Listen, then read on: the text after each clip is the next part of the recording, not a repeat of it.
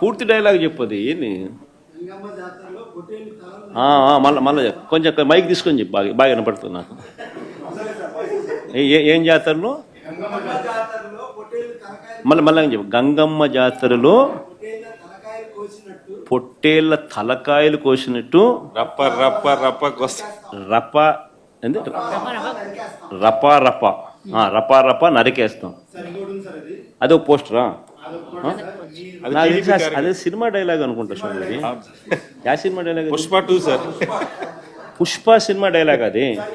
మరి నువ్వే చెప్తున్నావు స్వామి. అంటే ఇప్పుడు పుష్ప సినిమా డైలాగులు పెట్టినా కూడా తప్పేనా? అసలు డెమోక్రసీలో ఉన్నామా డెమోక్రసీలో లేమా స్వామి మనం? ఇది నాకు అర్థం కాదన్నా.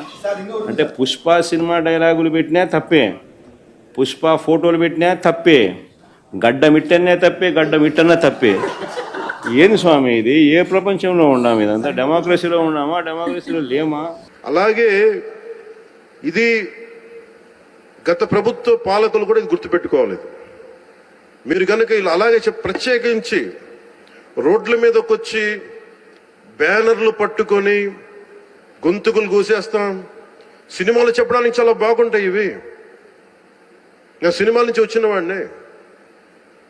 సినిమాలు చెప్పడానికి చాలా బాగుంటాయి.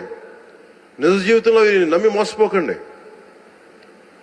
కాలు మక్కిలు ఎరకొట్టు కింద కూర్చోబెడతాం. జాగ్రత్త, పిచ్చి వేషాలు వేయకండి ఎవరు కూడా.